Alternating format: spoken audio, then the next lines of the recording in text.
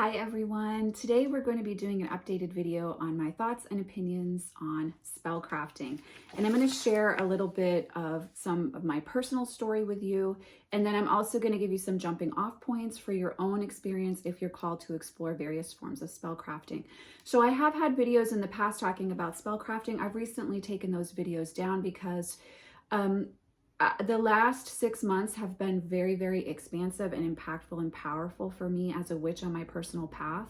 And I don't feel like those videos really describe in full my perspective and also offer insight for those of you who are looking to explore these various aspects on your personal path as a solitary witch, as a left-hand pather, as a pagan, or as someone who reads tarot and wants to understand the background of some of the spellcrafting that you can use tarot in regards to. So when we are talking about spellcrafting here, I want to be clear that ritual to me is something different. Ritual to me is, well, it's not different. I mean, they can go together, they work together, but you don't have to do one. You do need to do ritual to do spellcrafting. So let me clarify that. You can engage in ritual and not spellcraft. That's how I want to say that. So I want to be clear with that. And most of the time, I am not a witch who very often works with spellcasting or spellcrafting. I will only do that in very specific times and occasions. And I don't personally believe in hexing or cursing another person or entity. This is because I do really value free will, and I think that that's something that it's important to honor. And oftentimes, and I know this from experience, when we are trying to impose our desired outcome on another person or entity or place or thing, we often have the experience of kind of getting what we want, but in a really, not in a way we had envisioned, and in a way that teaches you some really hard lessons. So from just my past experience, I only engage in spellcrafting primarily for the good of myself, my tribe, my community, my family members. And I'm very, very conscious about that type of spellcrafting. Now, I do engage in what you could call spellcrafting for my personal evolution and journey.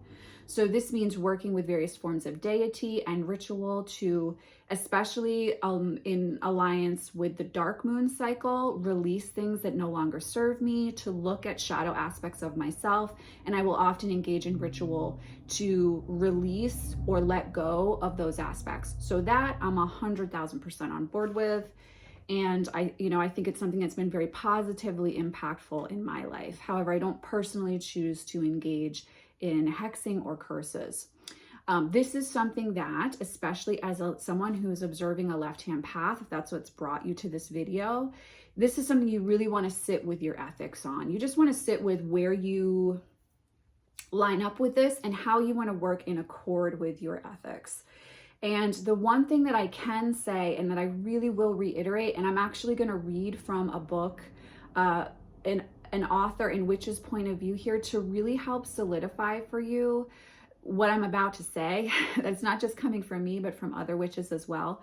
If you do choose to engage in hexing and cursing or love spells or things like that, if that's something that you do actually feel okay with doing, I just want to caution you that you don't want to do this type of working in the moment of emotion for what you want when you're not thinking clearly.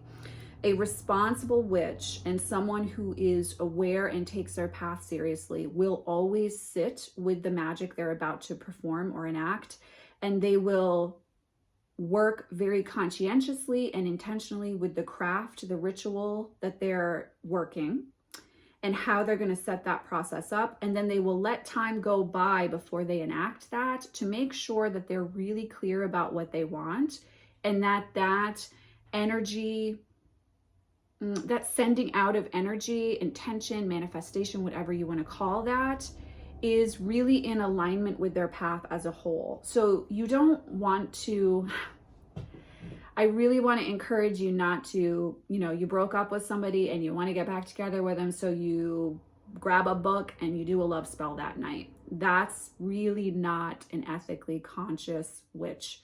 And that's not someone who's really working in alignment with these forces. And on a left-hand path, we're working with both light and shadow forces. So you just want to be very ethically aware and conscious if you're going to step into that type of spell crafting on your journey.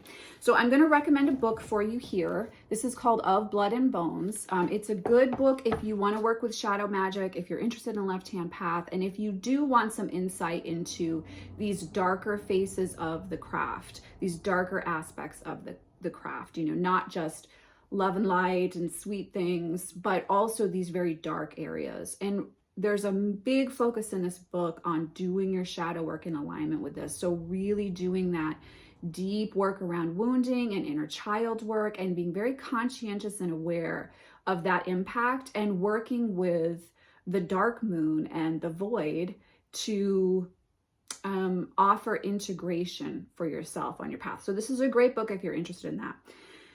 But in the introduction on page 3, the author, whose name is Kate Freuler, I apologize if I'm butchering her name.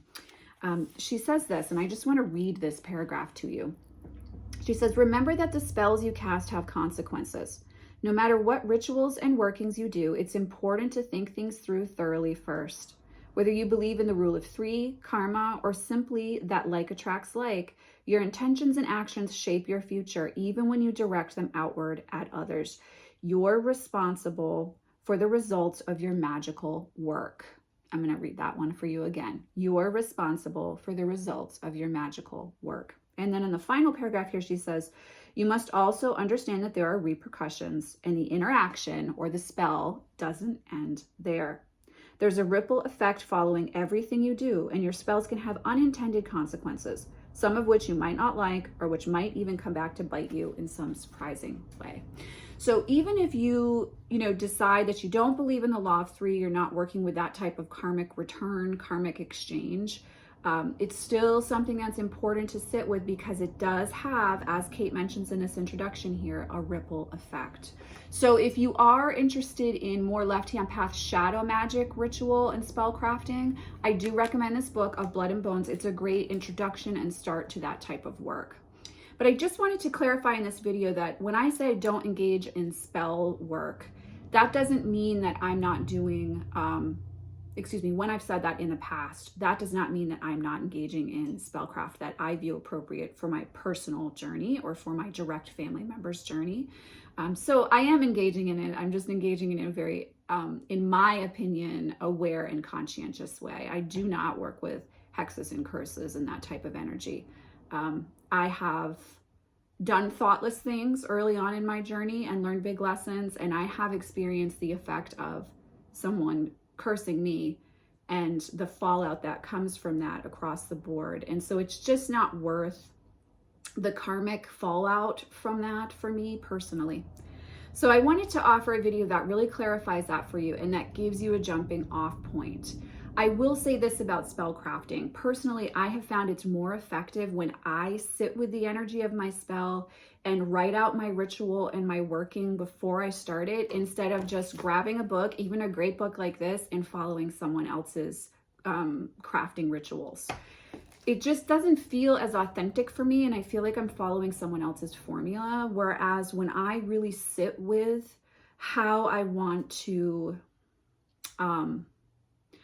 work my magic, it feels much more impactful for me. But I am a solitary witch, and I do prefer to work and create those things on my own in alliance with my deity and deities if I'm working with multiple for something. So I just wanted to clarify that for you on the channel and give you some options. The most important thing to sit with before you engage in anything and before you even, kind of play around with things to see what feels right for you is to really sit with your ethics, sit with what personally feels like it's in alignment with you or not, and how you want to move about in the world or how you don't. And then you really want to be conscientious. Think of the magician in tarot. The magician in tarot is using their sacred tools to manifest and create in their reality what they want to experience, but they're doing so with the connection of as above, so below. the spiritual realm and the earth realm. So we're working with both. And as we're marrying those within ourselves through our enacting of magic, through our working of magic, we just need to be very conscientious and intentional. Don't do something when you're flying off the handle in the heat of the moment. It's never going to work out the way you want, even if you get what you think you want. I also want to offer the concept of fate here. For this, I will reference the Wheel of Fortune and Tarot. And everyone has their own personal belief around fate and fortune and destiny, etc. So please sit with what feels right for you. But in my experience, there are things that we are meant to go through in this life for our soul's evolution and growth. And we have soul contracts with other people in order to experience these lessons from both sides of the coin. I think it's important to be aware that when we start to try to manipulate things from an energetic perspective, we may be impacting that Wheel of Fortune, that fate energy. Now, of course, I know, because I love to debate till the cows come home. I know you could also say, well, wasn't I meant to step into that on that path to learn that lesson? And, you know, I will cede you that one. I give you that one. I'll give you that argument there. But what I want you to sit with that is the opportunity for growth on your soul's part, trying to manipulate something or releasing control and allowing things to unfold as they should. Just sit with that. So these are all things that you want to be aware of and thoughtful around when it comes to how you're going to work with spellcrafting, if it's something that you want to bring into your path.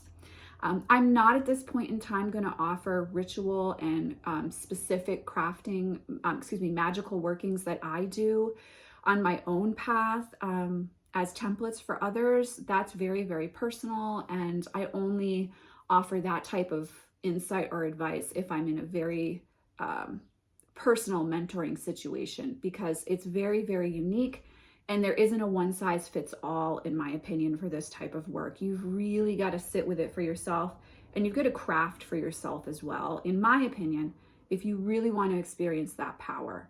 So these are my thoughts on spellcrafting, guys. I hope that this gives you a little more clarity about my perspective. And I also hope it gives you some insight if you personally are feeling drawn to explore spellcrafting on your own path, just what you want to be aware of, and also, you know, the ethics of what you may be stepping into. And as I said, I do recommend this book of Blood and Bones. I've been reading it myself just to make sure I'm in alignment with what she's talking about. And so far in my reading, I really appreciate what Kate is sharing. And I think she gives you the freedom to explore something while also grounding you to the reality of your actions. So yeah, that's my thoughts on spellcrafting, guys. I hope you found this video helpful. If you've been looking at exploring this on your path in any way, as always, I am sending you much love and many blessings. I'll see you in the next video.